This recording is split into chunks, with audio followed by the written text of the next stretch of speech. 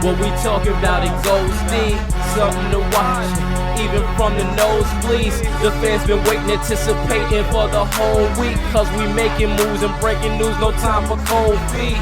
Don't confuse, you know the rules and that we play to win. You ain't prepared to take it, then I let the games begin. A man's world, but the ladies gon' be taking it. Not a trophy over an arm piece.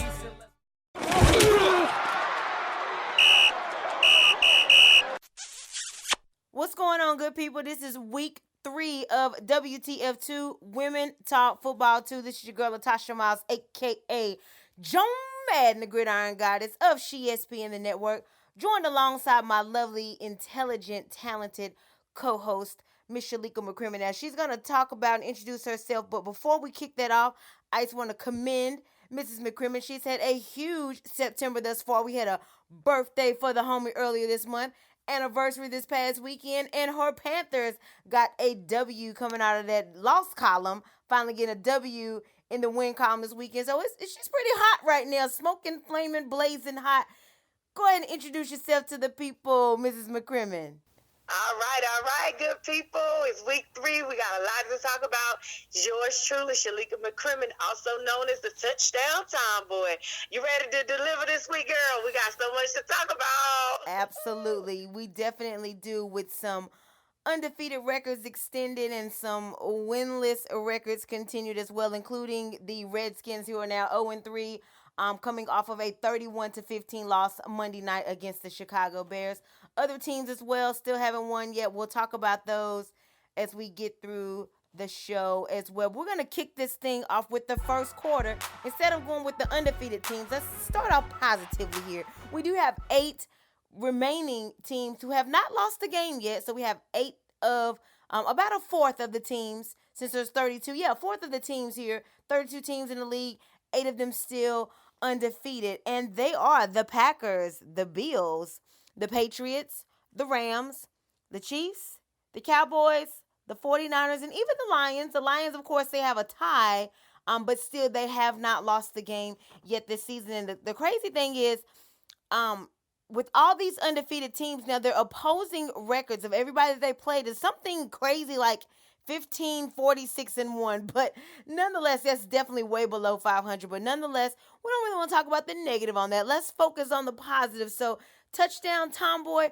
which of these 8 undefeated teams are you most impressed with so far this season? All right. So for me, I guess I have 3 teams that I'm quite impressed with. Okay. I'm really impressed with the Bills. I am really impressed with the Packers. And I am really impressed with the 49ers. Mm-hmm. Simply because the 49ers haven't been 3-0 since, I think, 1990-something. So it's like super crazy about, the 49ers. I mean, they out there balling. I mean, they played a so-so game Sunday, but needless to say, they are 3-0. The Bills, like, who would have ever expected that the Bills would be 3-0? like the Bills. Now, do I think they're probably going to get, I think they played the Patriots Sunday, right? Mm-hmm. So I think they'll catch their first W on Sunday, of course. Lost on Sunday. But for now, let's celebrate that the Bills are 3-0, okay? And, of course, I told you last week, them Packers are holding steady, baby. Mm-hmm. The Packers are holding steady. And I think that those Packers are coming for you, boy. They are who I'm most excited about. The Packers are who I'm most excited about. Like, they out there balling, okay?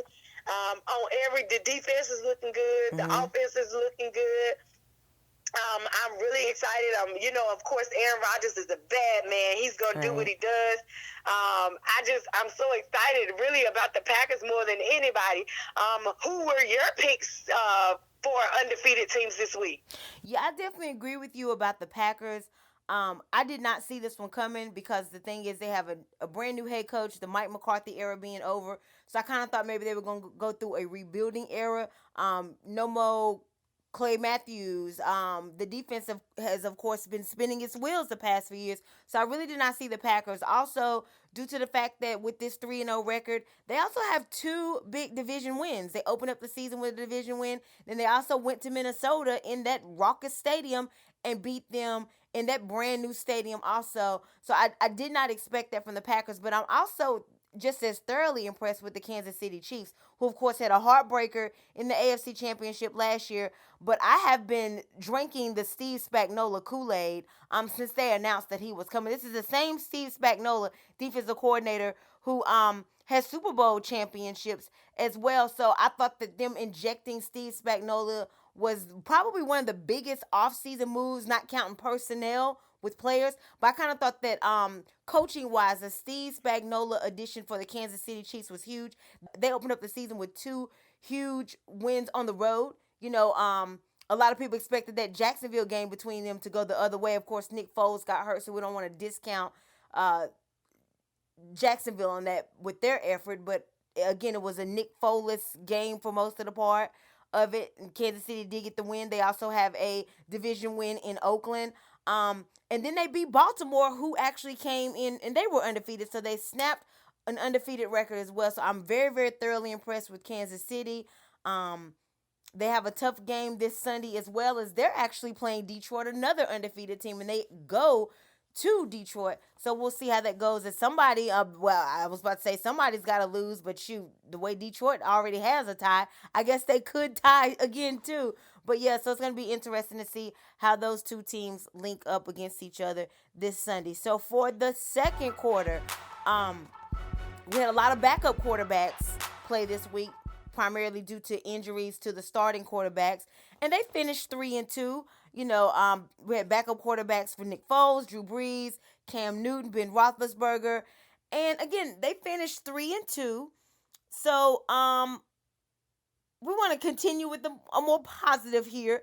We already talked about which undefeated team impresses the most. So, touchdown tomboy. I kind of think I know where you're going to go with this one. I expected it. I understand. I'm probably going to concur with you. I'm kind of thinking you're probably going to lean towards your Carolina Panthers, their backup quarterback, with that tremendous win that you guys had. But who do you think was the most impressive backup quarterback in week 3? Believe it or not, I'm sorry, week 2. I'm sorry, week 2. Believe it or not, I thought that Cal Allen did a wonderful job, but it was against the Cardinals, and so I can't say that I'm 100% impressed yet, and I'm just a little disappointed, but we'll talk about that later. But let me tell you who I am impressed with. Gardner Minshew, the backup for Nick Foles. He actually played an excellent game on Sunday. He's very confident. He delivers a lot of over-the-shoulder throws, which are like dead on, spot on. His accuracy is very good. And you know what's crazy is, from what I understand, he's about the same height as Drew Brees and is out there dropping dimes. I'm like, this is crazy. And he did a wonderful job. Last week, he played an excellent game and, was able to get Jacksonville a win against the Titans. And then, what else I thought was the interesting combination, the Teddy Bridgewater and the Taysom Hill combination was very, very interesting because I think it was very confusing for Seattle. I don't think Seattle quite knew what to do because they didn't know who they were going to get. And I thought that was very brilliant of Sean Payton to do that, and to mix things up a bit and to keep Seattle on their toes, and Seattle didn't know what to do with that offense.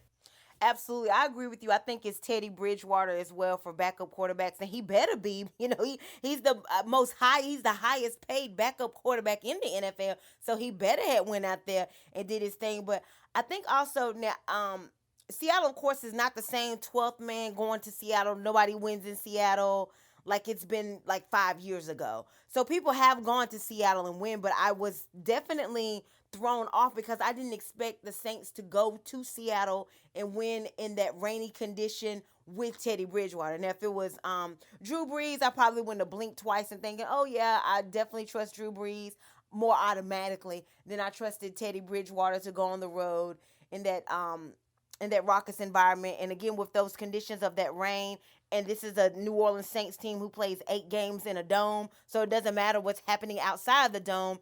Weather plays no factor with those 8 games at home for them. So I really did not see it coming. I'm happy for Teddy Bridgewater. Again, with you being the highest paid backup quarterback, you better have did that. But it kind of seemed like it was set up for the Seahawks not to have good karma. I mean, Coach Pete Carroll took a swap to the face. I mean, that kind of dictated the pace of And the he game. definitely had to get stitches. Yeah. So I don't know if that was kind of like the omen of where the game was gonna go for the Seahawks, nonetheless. But yeah, I definitely kind of piggybacking off what you were saying. I know you picked Jacksonville's backup, who for a second I kind of thought that was Ron Jeremy getting off the plane last week, because he's looking very, very porn starish. I didn't know if I was watching, you know, Pornhub, or if I was watching the NFL. But yeah, hey, it works. So It's the porn stash, baby. yeah, absolutely. It's the porn stash, no doubt. Aaron Rodgers has rocked that a few times too. Maybe that's why they're 3-0 also. Like, we gotta get the porn stashes involved, and that's where the success is coming in. So no doubt, I definitely agree with you. With Teddy Bridgewater and your Jacksonville pick as well. So we're gonna go over here to the halftime presentation presented to you all by the Touchdown Tomboy. Take it away. All right. So for halftime, okay, so let's recap. So the first week we talked about what offense was, what defense was, what an offensive line does, what a defensive line was. In week 2, we talked about first downs, what first down were. This week we're going to talk about penalties. Now, before we get to penalties, I had to make a clarification because my husband said that I was not clear about helping people to understand when you look at the bottom of the screen that says first and maybe 15 or first and 10. Normally, it'll say first and 10, okay? And then sometimes, depending on the down, it'll determine what they'll say. So if it's the second down, it'll say second. And if they have 10 yards to go, it'll say 10. If they get a penalty, which we're going to talk about in a minute, it may be second and 15 or second and 20. And that's what that means. That means how many yards they have to go in order to reach the first down, okay? And then the first part tells you what down they're on, okay? So that's a little bit of clarification for you this week. So what we're going to talk about now is we're going to talk about penalties. So I am going to tell you what a penalty is. So the penalty is basically a fine against a team for the violation of a rule. So if anytime there's a rule that's been violated in the game of football, there's a penalty. Now, depending upon what that penalty is, will decide whether that ball moves forward or backwards. So let me give you an example of that. So if you're playing offense and your team gets the penalty, then of course you're going to move backwards, okay? Because you got the penalty. The penalty was against you, so you're going to move away from your goal line. But if the penalty is against the defense, then you move closer to your goal line. And penalties can range from 5, 10, 15, sometimes more than that, depending on what the call is. And so this week we wanted to cover what penalties were. So here we got it. We got offense, defense, first down, now penalties. Okay, so that's it for this week, ladies. Tune in. I hope this is helping. All right, back to you, baby. No doubt. It's probably helping some gentlemen, too, because that was a great breakdown of penalties where I'm quite sure they probably didn't even know them either. Even if they played football, they probably just been committing penalties or just seeing like, oh, okay, we get to walk 5 years closer, and probably really didn't even know the full breakdown. But, of course, Touchdown Tomboys got you all covered with that knowledge that I was telling y'all about in her intro in the beginning of the program. Anyway, that she's got that on lock. So let's go on to the third quarter here. Shaking some things up, and I'm sure this is probably going to be an elongated discussion for us because we've actually been starting this discussion since earlier on Monday morning. It came from our social media page, and it kind of got its own legs. It was posted. Now, the quote is coming from someone else, but there's some interesting thoughts and perspectives from some of like our Facebook friends and social media friends and things like that. But someone who I'm not sure who it is, but they posted in like a sports chat group about Cam Newton. Of course, we know Cam Newton was ruled out week 3 and didn't travel with the team to Arizona. He's already been ruled out for week 4 and won't travel. Well, he won't play in Houston. Not sure if he's traveling for moral support or not so early in the week, but he will not play. He will not start week 4 in Houston. But the post had said Cam Newton, the type of guy to have 240 total touchdowns in his first 8 years, which is third most in NFL history. Become the first quarterback to win NFC South 3 times in a row. Obliterate the quarterback rushing touchdown record. Win MVP. Take a below average surrounding cast to the Super Bowl and get hate from fans of his own team. Now, personally, I witnessed some of this because once Kyle Allen, and this is not to discount anything that Kyle Allen did, which he did a tremendous job, and of course, he got the Panthers' first win.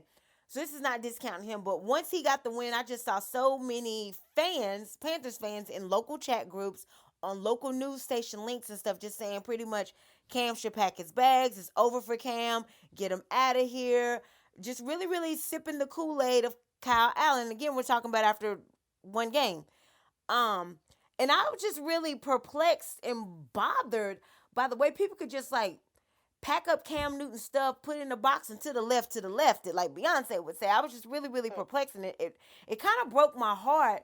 Because I really agree with what this person, and I don't know who they are. Sorry that, that they remain anonymous. It's just not provided.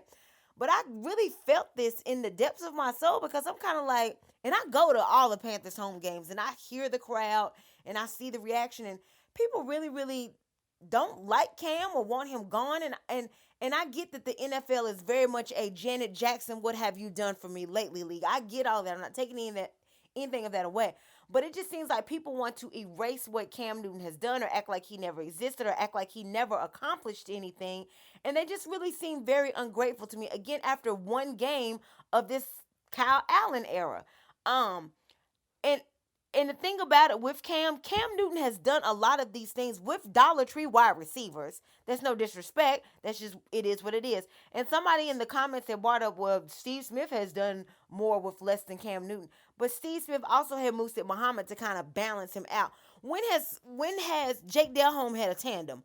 When has Cam Newton really had a Marvin Harrison, Reggie Wayne type combination, or a Steve Smith, Musa Muhammad? That second receiver has always been a revolving door for Cam. Let's just keep it real. And then Greg Olsen has been hurt. Like, you know what I'm saying? He's had a tight end, but he hasn't fully had a tight end because Greg Olsen has had injuries.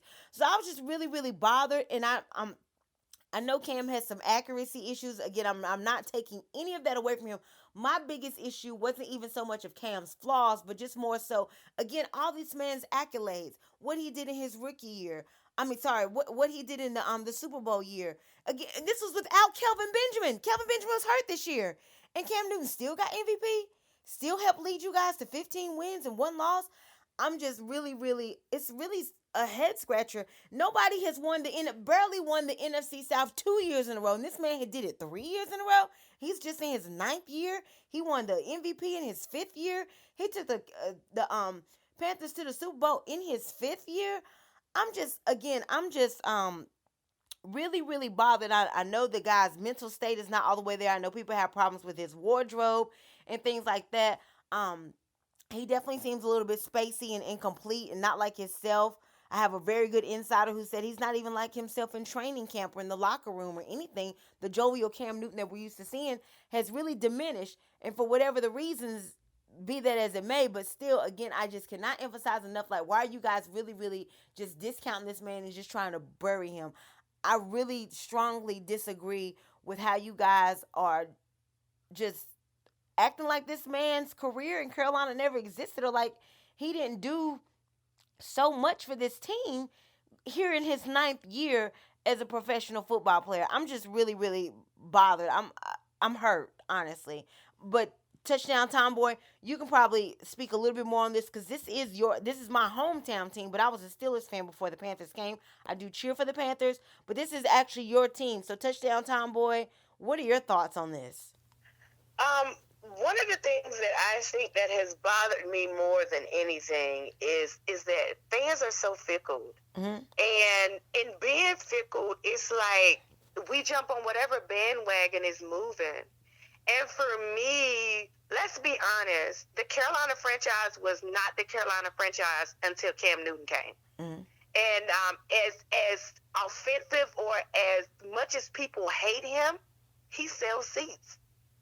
And so I just never understood how now all of a sudden it's like Cam is from my understanding or from what I've researched, this is his 6th game that he's missed in the history of his 8-year, 9th-year career. Wow. So it's kind of like, for me, it's like, oh my God, y'all have thrown him under the bus for a backup who's played the 2nd worst team in the league last week. So for me, it's kind of like, are you serious right now? And we know that Cam, even as unhealthy as he is still better than half the quarterbacks in the league. Right. So for me, it's kind of like, what are you guys thinking? And what I'm scared is going to happen is that they're going to push him so much that he's going to ask, or he's going to be traded, and then he's going to go to the next team, and he's going to deliver. Okay? And then in Carolina, we're going to be pouting. Not keep pouting. Instead of keep pounding, keep pouting? Keep pouting. Oh, my gosh. Because I just kind of feel we have not given Cam Newton his due like we've done every other quarterback that we've seen around the 32 teams. When Aaron Rodgers was hurt with his collarbone, he was out for a while, okay? You know? And then Carson Wentz was out for a while. And then he's come back, okay? And now Nick Foles is out for a while. And nobody is saying anything about them, but Cam Newton being out is a problem. Like, I just don't understand this concept. I understand where you're coming from. Now, do you think it's over? This is Cam Newton's contract year. Now, last time he had a contract year, he went to the MVP. He got an MVP, went to the Super Bowl. This is contract year again. So, what are you thinking? Do you think it's? Well, he has one more year, so I'm sorry, you're right. Next year, 2020. That's right. My fault. So it's kind of like, I think that what they really need to do is allow that man. Like, think about it. Andrew Luck didn't play for almost 2 years, and nobody said anything about when is Andrew Luck going to return. Right. Cam Newton hasn't even asked for the time that Andrew Luck has had. Right. Matter of fact, I feel like they have been very unfair to Cam because they've pretty much asked Cam to play knowing that he was injured. But they understood he was their best chance to win. And even now they understand he's their best chance to win. But I think that the pressure has mounted. Okay, and the only person that I think can protect Cam from Cam, honestly, is David Tepper. And I'm wondering if this has been a David Tepper stepping in saying, no, I really believe that you can be our franchise quarterback if you're healthy.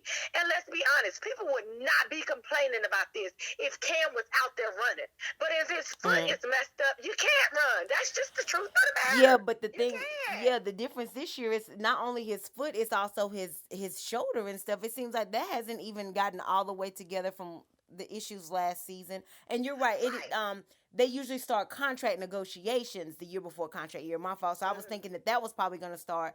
But now this is week 4. But if we gotta be fair to Cam, you talk about a guy that's the last 6, and then he took shoulder surgery in his off year. It's gonna take some time to get that rotation and that mobility back in that arm, and then he has to get back in sync with them. And now, before he can even really start in that rhythm, he has a foot injury.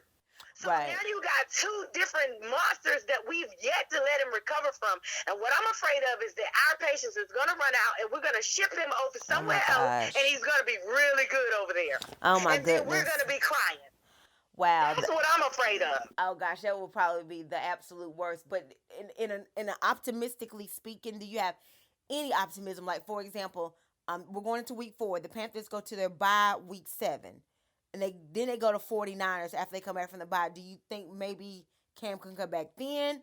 Or are you thinking not until week 11, like a Nick Foles type timeline, perhaps, or done for the season? What are your thoughts on when he may come back, if he comes back this year? Well, I'm unsure. And the reason why I'm unsure is because initially they said, he has a mid-foot sprain. Now, I'm going to tell you my background. You know, by trade, I'm in the science field. So if you tell me somebody has a sprain, then usually that's a 4 to 6 week injury. But if he re-aggravated it, then I don't know what the re-aggravation is. And my question is was it really a strain, or did he really tear a ligament in his foot? Because then that's a whole different timetable. And I'm going to tell you now, I broke my toe earlier this year, and my toe has been healed, but I still have pain in that foot. So I understand what that's like. I broke my toe, my last toe earlier this year, and even now when I do certain things, I can still feel the pain shooting in my toe. And so you know, with you,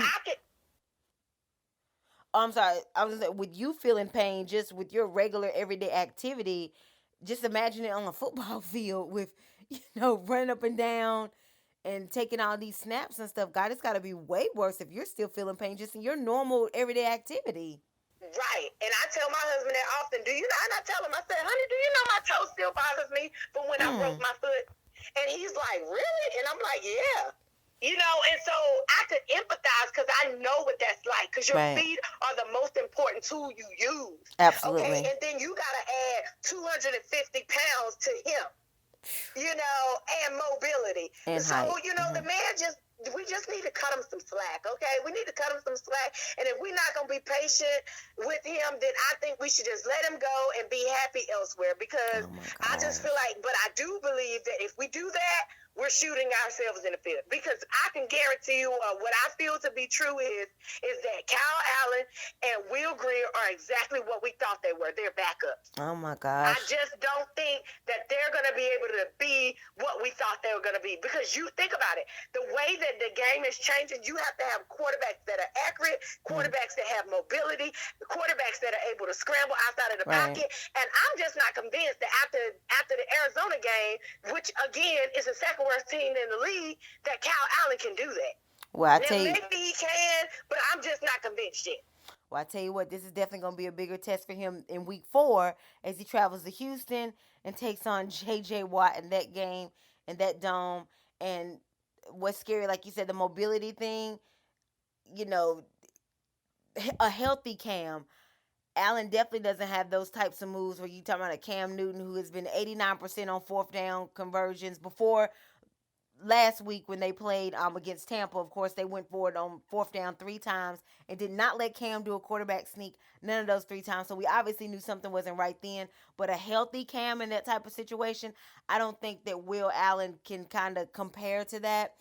So we're definitely going to see with this bigger test as he travels to Houston and most likely has the nod there in week 4. Wow, how about that? I just cannot picture a Carolina Panthers starting lineup without Cam Newton being under center. You really, really put a lot of things into perspective for me that I wasn't ready to face. A lot of reality I wasn't able to face, but we're definitely going to see how things go throughout the season and at the end of the year. Prayers to you, Cam. Whatever you're going through, you are my fellow Taurus as well. So, you know, I definitely support you and I salute you, and good luck with the baby. I'm not sure if the baby's been born yet or if the baby will be born by the time we air the show, but good luck with the healthy and safe delivery for the baby as well. So going on to the fourth quarter, it's a very interesting fourth quarter. It's not even a fourth of the way through the season yet. We just completed 3 weeks. Of course, after week 4 will be 1/4 of the way through the season, but it's already bye weeks kicking in. My goodness, we've only had 3 weeks of the season, and it's already bye weeks. So that's going to make people's strategies completely different when it comes to fantasy football. Maybe if your team's not playing, who you're going to cheer for now. You got the Jets, who walked into the bye week with an 0-3 record, and the 49ers, who walked into the bye week with a 3-0 record. Both of those teams will not be playing this Sunday. But we do still have 30 teams playing and 15 other games going here into week number 4. And are you a fan of early bye weeks by chance, Touchdown Tomboy? What do you think? How you feel about those? I think they could be beneficial or non-beneficial, depending. I think sometimes an early bye week can help a team to catch momentum. You know, just those small things that are keeping them from going all the way. I think our early bye week and getting rest earlier in the season can kind of help you to get on track. But I also think it can be a hindrance, especially if you're a team that's on fire.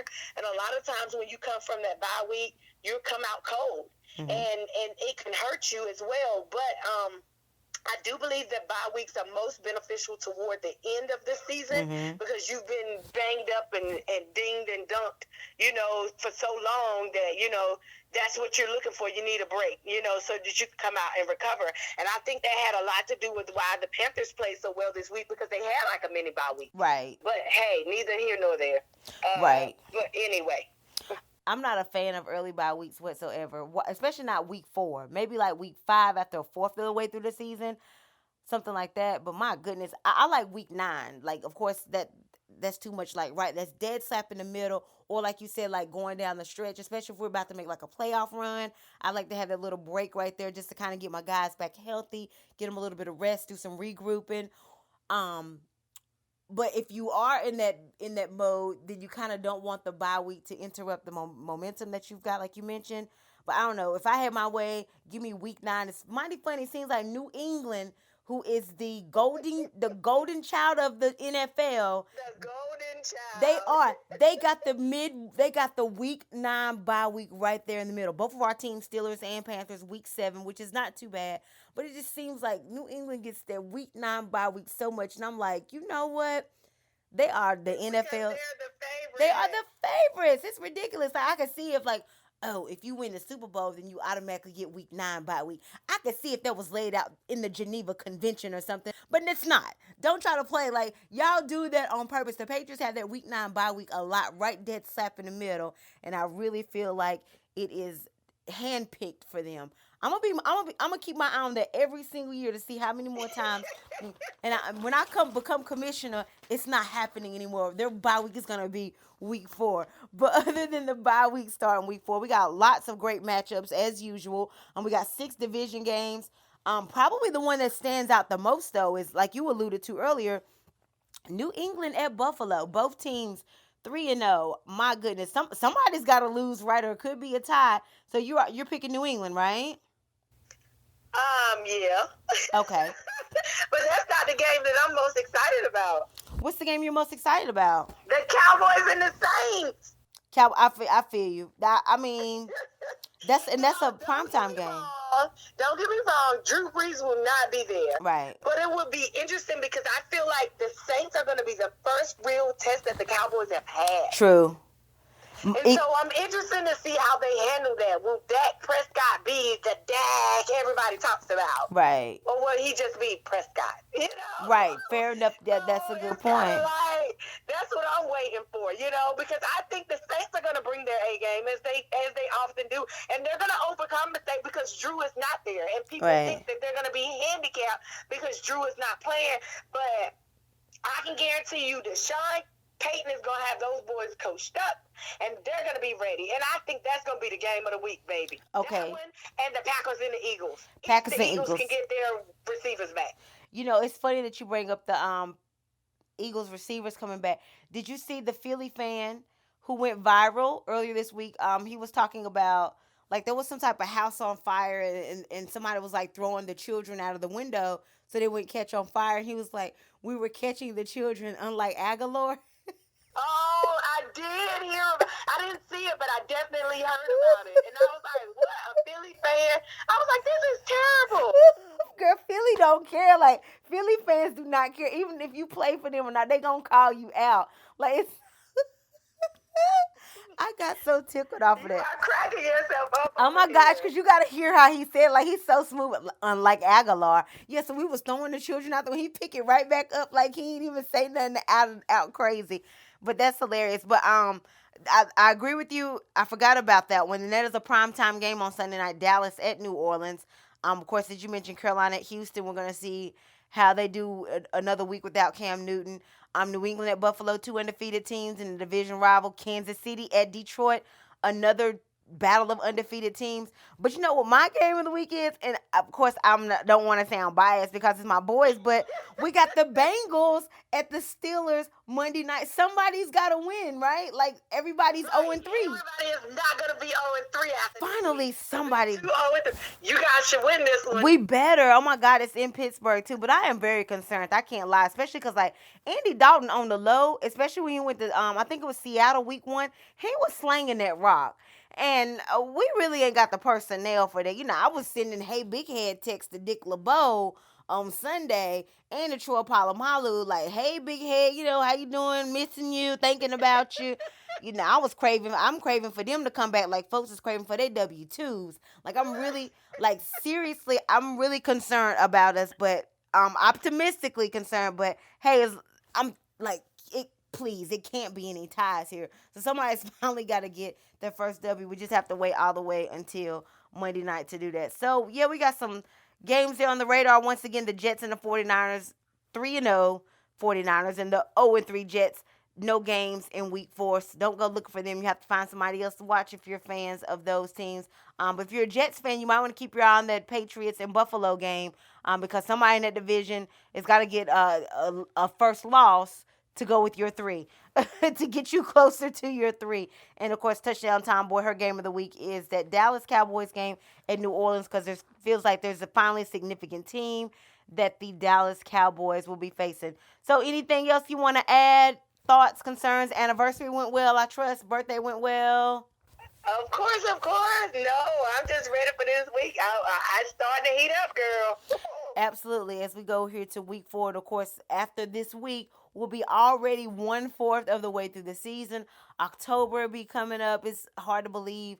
We waited so long for football season to come, and it's going by so fast. We're already out. Yes. Like time, yes, time slow down, please. I definitely wanted to shout out Nashina quick, because she's been very instrumental in trying to get me back in this field and get the ball back rolling, and she graciously let me come shadow her through some of the Big Three games this summer with Ice Cube.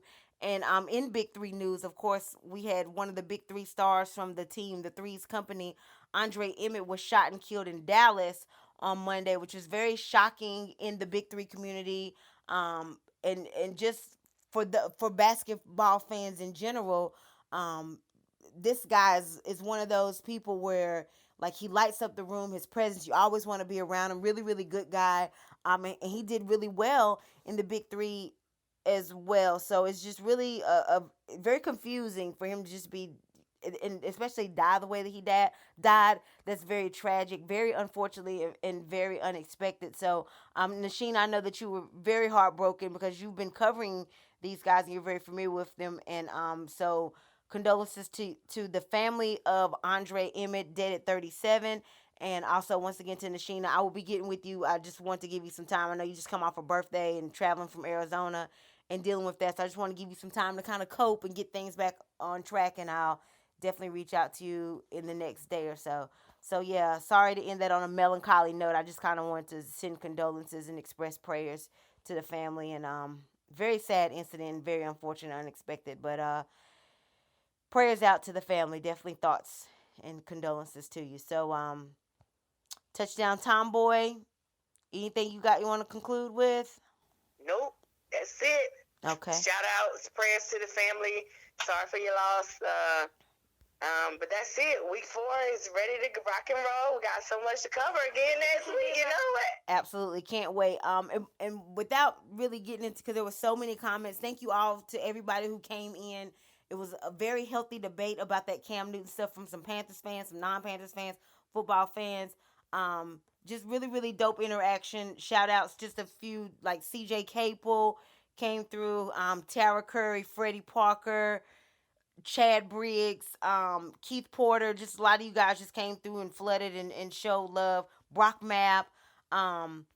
Maybe we'll try to get into some of you guys' comments in future episodes, but I just wanted to show you guys some love, express love to you guys, and thank you all for coming through and being really, really open, healthy debate, healthy discussion there.